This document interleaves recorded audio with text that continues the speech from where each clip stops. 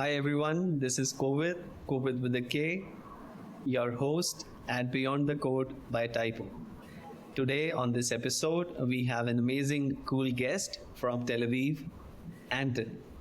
He is the development team lead at Taranis. He is the author of newsletter Leading Developers, which is about to cross 2,000 subscribers within 6 weeks. Amazing, Anton. And on top of that, he has 12 plus years of amazing engineering experience. Let's just hear it from the expert. Welcome to the show, Anton. Thank you, COVID. Glad to be here, finally, yeah. Great. So as per the format, we have a quick fireside chat wherein we will be asking you some questions that would help us understand more of the personal side of Anton. So we are going to start with that. Are you ready? Sounds good, yeah. All right, Anton. So the first question, let's say a friend visits you in Tel Aviv. Let's say I visit you in Tel Aviv, okay? Which would be those places where you would take me to show around the culture, the people, and the natural beauty? What should be those places? I think my favorite one would be the Tel Aviv beach. It's one of the most beautiful around the world. Tel Aviv itself, I'd say it's the most expensive, but also the best city that exists, so I really love it. So we start with the beach and see how we enjoy it, and then continue. All right. So basically, you are a beach person then, right? Yeah, definitely. Yeah, I'm playing beach volleyball. I like running on the beach, swimming, all of it. Yeah. Perfect. All right then. Moving on to the next question. You have this 12 years of experience, you're writing, leading developers. I want to understand, what's your source of learning? Like, what exactly helps you learn the most? Is it your mentors, books? What is the main source? So personally, it's 100% books. I know a lot of people love mentoring, but I really love the format where someone spends months or even years putting a lot of knowledge in one page and hundreds of pages. So I read 2 or 3 books every week for the last decade. I know it's not everything might be useful, but I really love it. So definitely a bookworm. No, I think that's one best way to learn actually. And most successful people whom I have talked to, they are fond of reading. So yeah, I think that's a great habit. But for audience, which one would be 1 or 2 books that you would recommend, like for the engineering leaders and the engineering managers? Which books you would recommend to them? I think the top one that really changed how I manage is Radical Candor by Kim Scott. That was a big one. And a more general one is about Netflix, the No Rules, like about how they build the culture over there. So those 2 are, I think, my favorite ones. All right. Last question from the fireside chat. Can you tell us one funny production outage that you've encountered? I caught a few funny ones, I think. I just sent a newsletter before the talk about one of them. And I wrote an SQL query where it was update some table, set is deleted to true, and then I had a line break and then the where condition. And then when I ran it, the where condition was ignored, and I basically deleted all of our orders in the database, real orders. Oh my God. Yeah.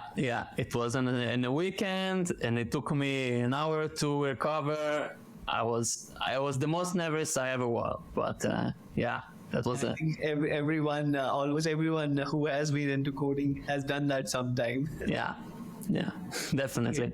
Like you do it once. I never did the same mistake again, so. Oh yeah, these mistakes should not be repeated. Yeah, definitely. All right, I think that was cool. Now, and then we'll move to the main section wherein we would be learning some practical tips from you on how to lead the dev teams. That's what the theme of our today's episode is. So I'll start off with a few questions, but I think the first thing that I want to know from you is, you have come across a lot of challenges for sure in your engineering career, right?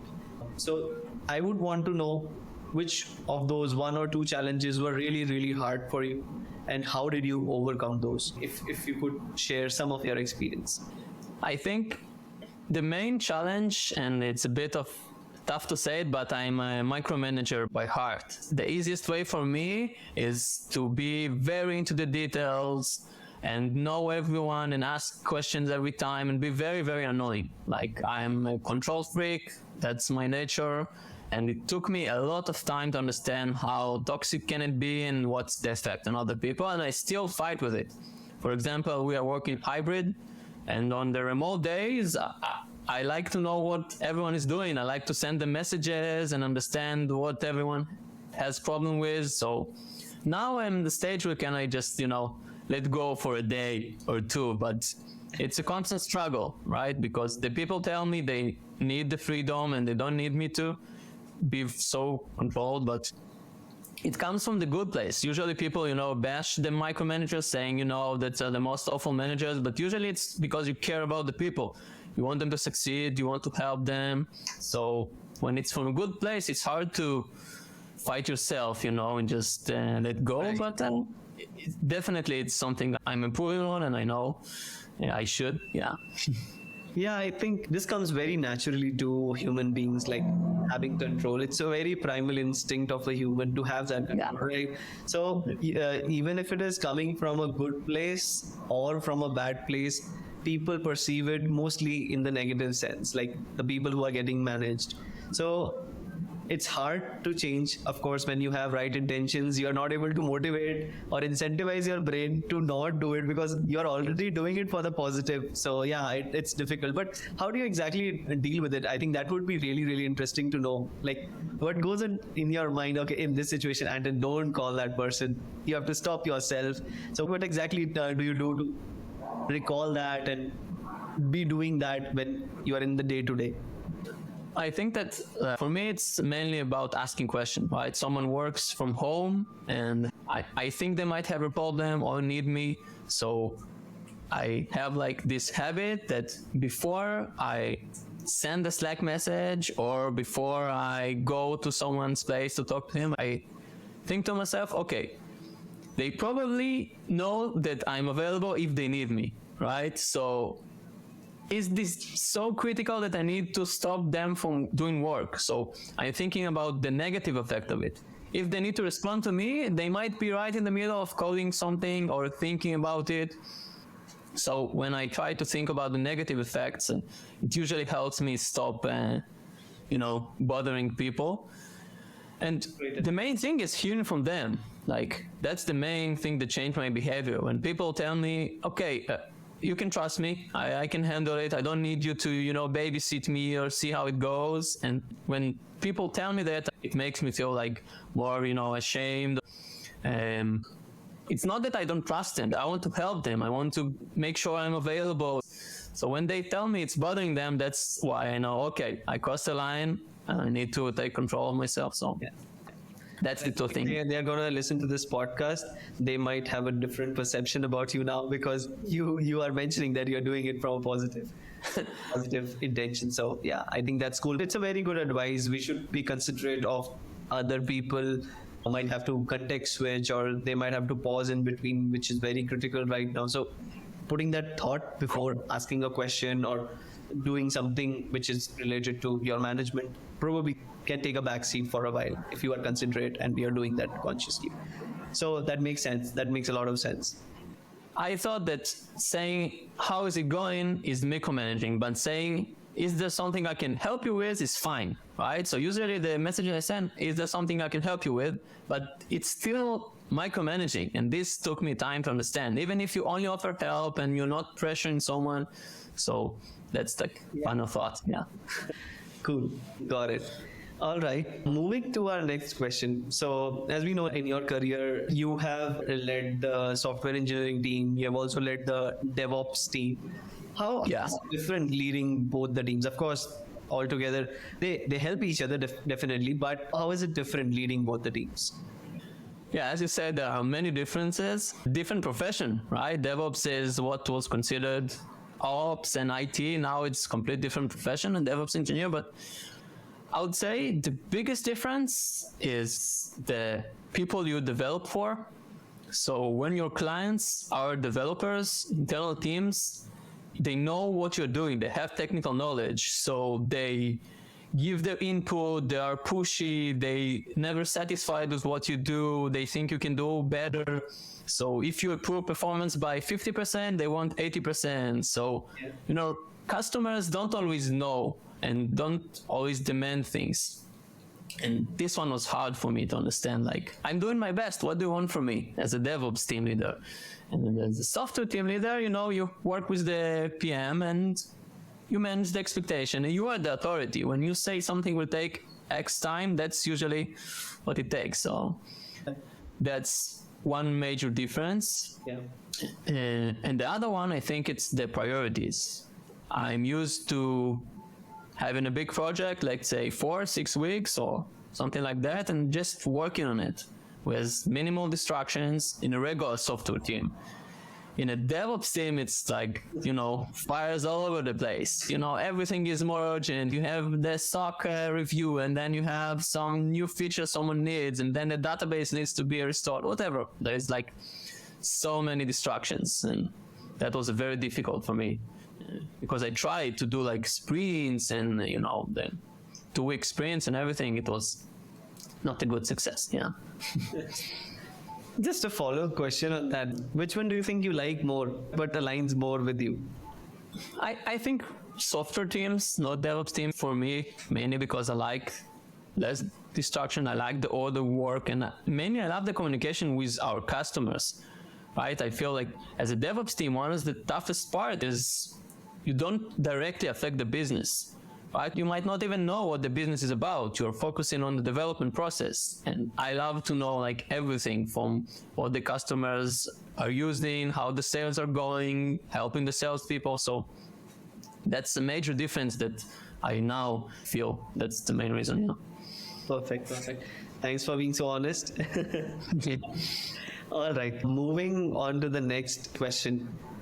Setting expectations and then delivering on them with the product teams and the business is something that every engineering manager or a lead developer or a team lead wants to do, right? We have had a chat around it. So I really wanted to know, like, what approaches or methods do you take to actually build things in time, fulfill the commitments, because that's the expectation of the business side, of the product side. And me coming from that background, I feel that is what usually we have to fight over and discuss in the team. So I really want the audience to know what approach or method they could take to actually deliver on time.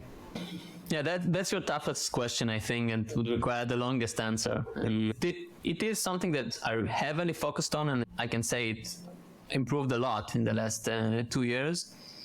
My first mistake is committing to something I was not comfortable with. So saying, okay, I was pressured to commit, you need to release this project in 3 months. And even before the scope was clear, I said, okay, I will do it, without completely understanding the picture, right? Asking the question, going down to the details. So if you start developing when you're not comfortable with the time, you already start on the left foot, right? You need to be comfortable and give pushback to your stakeholders. So if they say, commit to this in 3 months, you need to understand exactly what you're committing to.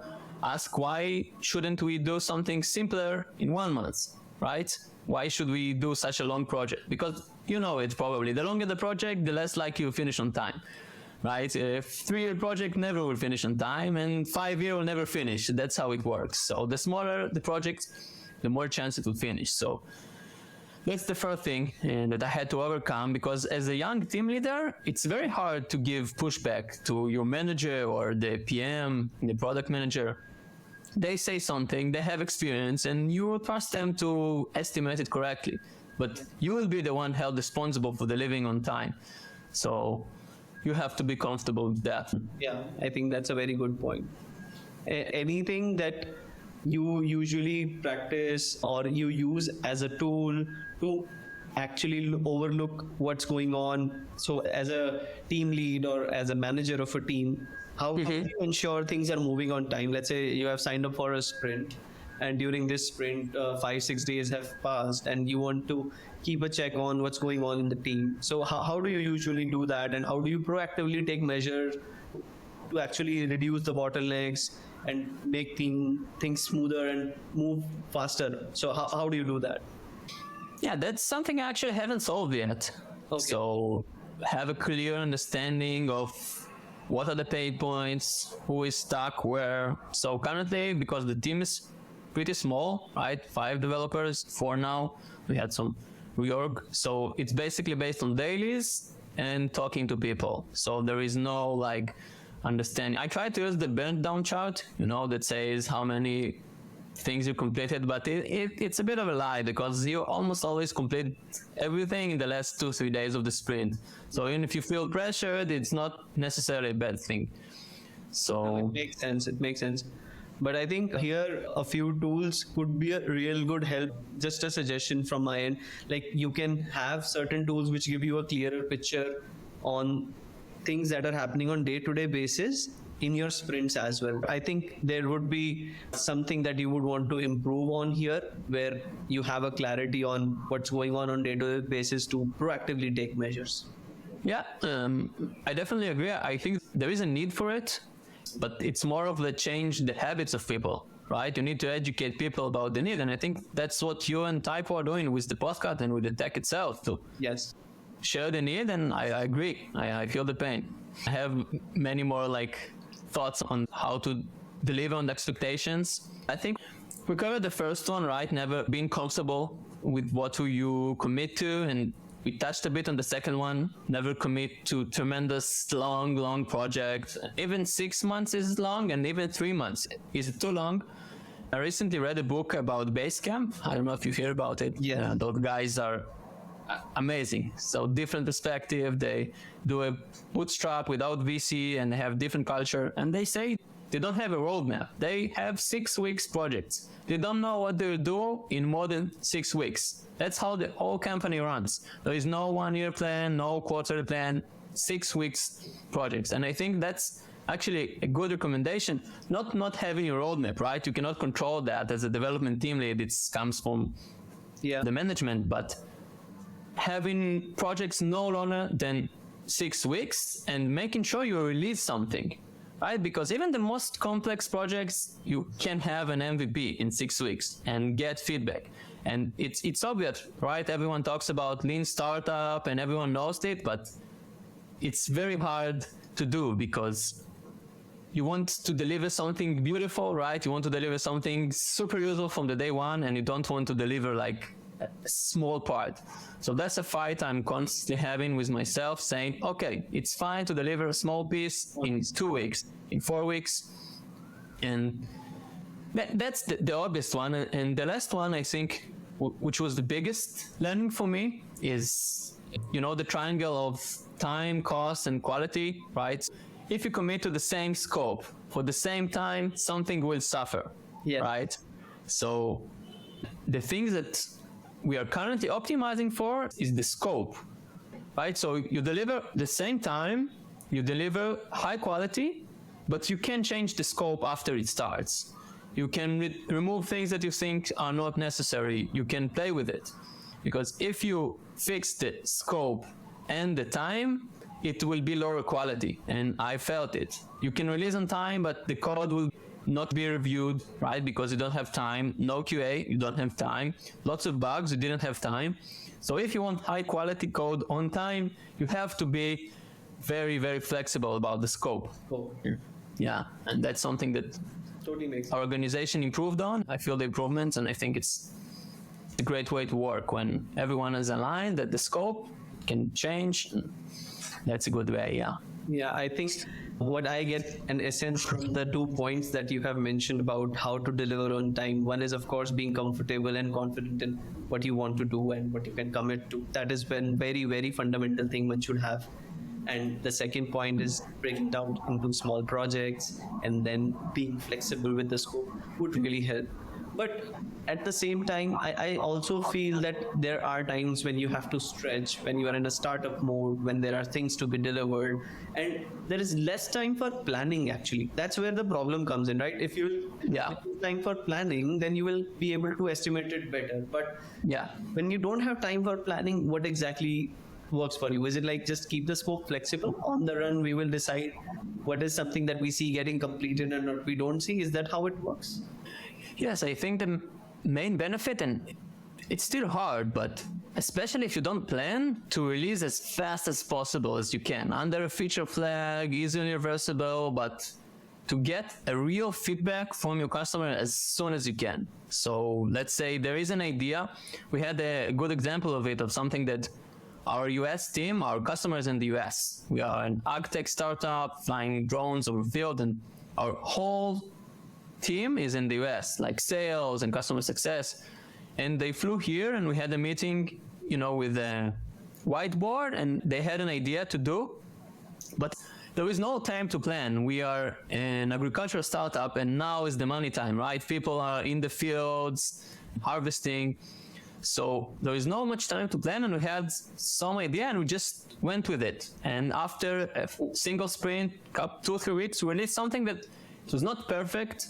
It was different than what they thought, but it let us have a conversation, right? I remember a lot of creators saying that code wins arguments, right? That you can do something. So that's my solution for when you can't really plan, and it's not perfect. Definitely in this case, you don't commit to anything because you don't know what you do. You're saying, okay, I work as fast as I can and we'll see what happens. And sometimes in startups, as you said, that's the way to go. You don't even need to plan. You just need to move as fast as you can.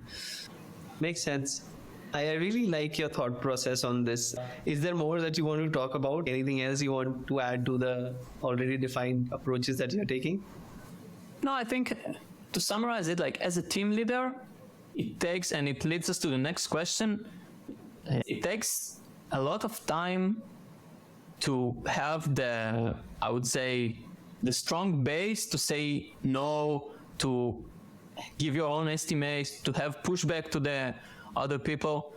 So as you learn it, it gets easier. That's what I want to say to new team leaders, that it's hard, it will be hard, but it gets easier to both estimate and push on what you believe. Perfect. And I think that's a great piece of advice. I hope this helps a lot of our audience, the aspiring leaders, the aspiring managers. I think we already touched this topic, and that is what exactly is this experience of transitioning from an IT to a team lead role. I feel it requires a lot of change in your behavior, and some people are natural leaders, so they easily move into that, but there are sometimes biases, there are sometimes already built habits that actually are not healthy when you are leading a team, so you have to change that. So that phase really is difficult for a lot of people. What's your experience, what's your thought on that, and anything that you would like to share? With every team leader I talked to, this transition was hard. There was no single one, even the most, leadership prone ones, like the best leaders, it was hard for everyone.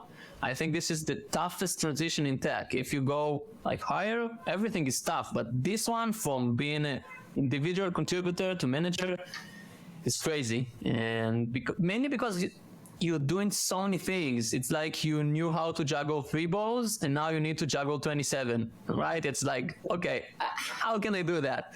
And that's really, really overwhelming. And the biggest part, I think, is, as we talked about, micromanaging, and the downside is really trusting your team. And the one thing that is hard is requesting help from them. So especially when you start, you want to project an image of a strong leader that knows what they're doing, lead the team to a new place, especially if it's your own team. If you're promoted in your own team, suddenly you try to behave in a different way to be the manager, right? And it's not your teammates anymore. And this is what makes the job hard, when you don't depend on your people. You try to do everything on your own. You don't trust, and also you try to code a lot. So the combination of you feeling everything is on you is really hard. And the one thing that helped me to start delegating is really ask for help. Saying, okay, this project, I know I will not be able to do it the best I can. Talk to a developer and say, what do you think we should do here? How would you tackle that? Do you think you can lead this? So it comes from a place not delegating like, okay, you do this and you do this, right? You decide with your team, play on the strengths of each person. That was the main game changer for me. That comes from a very core feeling of, again, humans. Like when you see someone sitting on top of you who has been an equal, let's say previously, you definitely would have that insecurity developed. You would already be defensive towards a lot of things and not accepting a lot of things. So in that situation, for a person who is moving into that role, I think the best thing one could do is have a clear mind of treating everyone equally, because if you're doing everything with that intention, as you just mentioned, it would really help. Like, be inclusive, take the team along, make decisions with them. Just don't put work onto them or simply delegating things. It should be more of a discussion. So yes, I think that's where you have to actually think through and be very particular and conscious of your actions and words that you take when you are in a meeting or when you're discussing it with the team. So it makes a lot of sense, I think, Anton. Yeah. Yeah, and also just admit it's difficult for you and admit your problems. So, for example, when you transition, you have your first one-on-one with someone who was your teammate, right? And it's always awkward. It's like, it should be different. We never had one. And even admitting this really simplified the conversation, saying, okay, this will be awkward for a few weeks. I know it. We'll find a balance. I want to hear from you. You are knowledgeable. I trust you to help me to do this transition. We are together in this. Like, I want to hear feedback from you as soon as possible. Let me know what I don't do right or where can I improve. So when they feel part of your transition to leadership, they will be more receptive. That's my experience. Right. This is one great advice. Thanks a lot. So I think that brings us to the end of today's episode. It was really nice talking to you. I would love to have more such conversations with you as you transition into even higher positions in your company, and really feeling great and happy about your newsletter growing so well. So all the best. I think you're doing great. Thank you. Appreciate your time and great questions. I didn't know I like to talk so much, but yeah, you have great questions, and it was a pleasure being here. Thank you so much. Thank you.